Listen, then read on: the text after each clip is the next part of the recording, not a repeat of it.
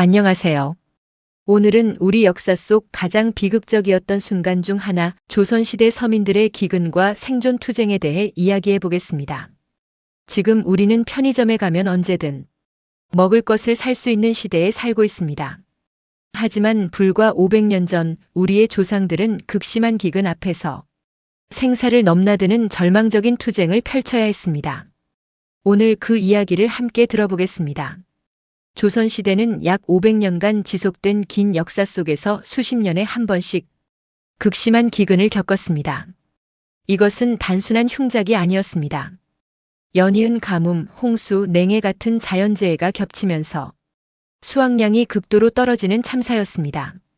특히 봄철 새로운 곡식을 수확하기 전인 춘궁기라 불리던 시절에는 지난해 저축한 곡식이 모두 떨어져 가장 극심한 기근이 발생했습니다. 사료에 따르면 큰 기근이 오면 한양의 시장에는 거리에 쓰러진 시체가 쌓여 있었다고 기록되어 있습니다. 관리들은 겨우 시체를 치우는 데만 분주했고 서민들의 죽음은 단순한 통계 수치로 취급되었습니다. 당시 기근의 주기는 평균 7년에서 10년 정도였습니다. 즉, 농민들이 한 번의 기근에서 회복하기도 전에 다시 다음 기근이 들이닥쳤다는 뜻입니다. 이것이 조선시대 서민들의 삶이 얼마나 절망적이었는지를 보여주는 가장 명확한 증거입니다. 기근이 닥치면 서민들은 극한의 선택을 강요당했습니다. 기근이 닥치면 서민들은 극한의 선택을 강요당했습니다. 먼저 그들이 찾아낸 것은 숲속의 나무였습니다. 특히 소나무, 느릅나무, 버드나무의 껍질을 벗겨 죽처럼 숴서 먹었습니다. 겨울에 얼어붙은 나무 껍질을 벗기는 것은 손가락이 얼어 터질 수 있는 위험한 작업이었습니다. 하지만 굶주림 앞에서 이런 고통은 감수해야 했습니다. 나무 껍질은 영양가가 거의 없었기 때문에 이것을 먹는 것은 단지 공복감을 채우는 것일 뿐 실제 영양을 제공하지 못했습니다. 다음으로 서민들은 들판으로 나갔습니다. 쑥, 냉이, 돌나물 같은 야생초를 캔에 끓여 먹었습니다. 봄 날씨에 겨우 올라온 풀싹부터 한 줌씩 캐어가며 가족을 먹여 살리려는 어머니들의 모습이 얼마나 가슴 아팠을지를 우리는 상상할 수 있습니다. 하지만 이러한 풀들도 제한된 양만 자라기 때문에 많은 인구가 한 곳에서 풀을 캐면 곧 풀은 사라지고 맙니다. 결국 더 먼 산으로 더 깊은 골짜기로 들어가야 했고 길을 잃거나 약탈을 당하는 위험에 빠지기도 했습니다. 기근이 장기화되면 서민들은 또 다른 극단의 선택을 했습니다.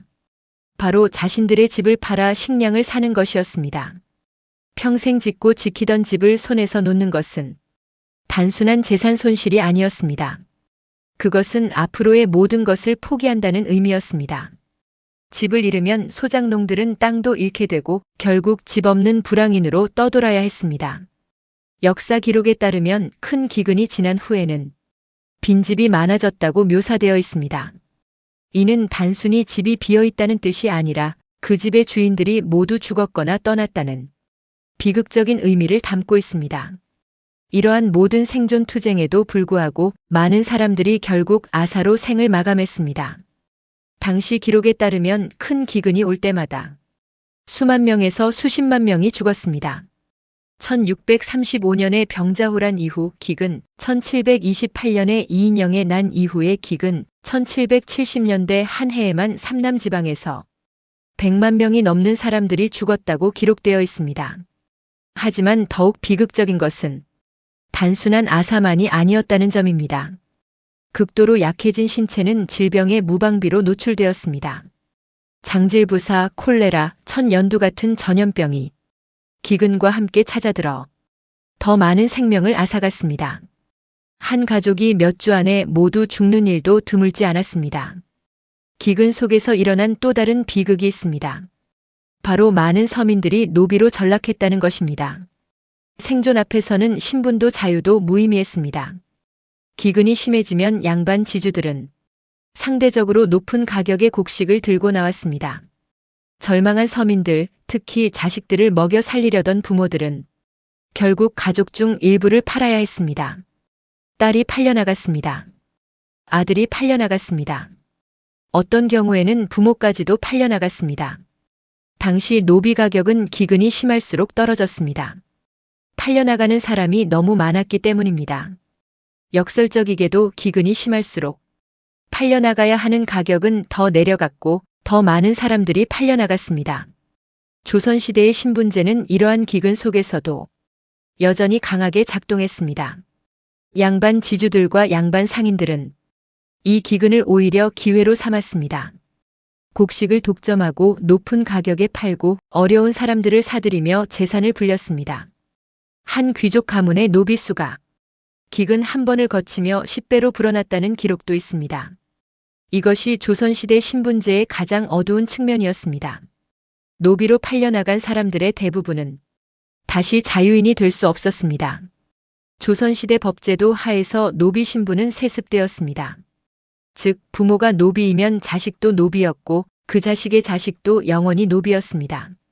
기근에 의해 한순간에 신분이 떨어진 사람들은 세대를 거쳐 노비로 남아야 했습니다. 이것은 기근이 단순히 한 해의 재앙이 아니라 한 가족의 수백 년 역사를 바꾸는 근본적인 비극이었음을 의미합니다. 조선 왕 조실록에는 기근이 들 때마다 다음과 같은 표현이 반복됩니다. 길가에 아사자가 넘쳤고 시체를 치우느라 관아가 분주했으며 호구조사 결과 전년 대비 인구가 절반으로 줄었다. 양반 관료들이 남긴 기록일지라도 그들이 목격한 참상의 심각성은 숨길 수 없었습니다. 지방 9년의 기록에는 때로 더 직설적인 표현이 나옵니다. 백성들이 개와 고양이를 잡아먹었고 사람을 잡아먹는 일까지 생겼다. 이것이 사실이든 과장이든 그들이 본 현실의 극단성을 보여줍니다. 공식 기록보다 더 구체적인 것은 민간에서 전해 내려온 이야기들입니다. 할머니가 손자에게 전해준 이야기들, 마을의 노인들이 모여 나누는 말들, 그리고 조선 후기 실학자들이 채록한 민간 담화들입니다. 이 이야기들 속에는 이름 없는 서민들의 구체적인 사연들이 남아 있습니다. 자식을 구하기 위해 자신을 팔아야 했던 어머니, 동생을 살리기 위해 밥을 줄였던 형, 모두 굶어 죽는 것을 보며 무력해했던 사람들. 이러한 기록들이 없었다면 우리는 조선시대 기근을 단순한 수치로만 알았을 것입니다. 오늘 우리는 조선시대 서민들의 기근과 생존 투쟁을 살펴봤습니다. 나무 껍질을 벗겨 먹고 풀을 캐어 끼니를 때우고 집을 팔아가며 결국 죽음과 노비 신분 앞에 무릎을 꿇었던 우리 조상들의 모습 말입니다. 이 기록들은 단순한 역사의 기록이 아닙니다. 인간의 극한의 상황에서의 존엄성과 절망, 신분제라는 부조리 속에서도 살아가야 했던 저항, 그리고 그 모든 고통 속에서도 꺾이지 않았던 우리 민족의 생명력을 보여주는 증거입니다.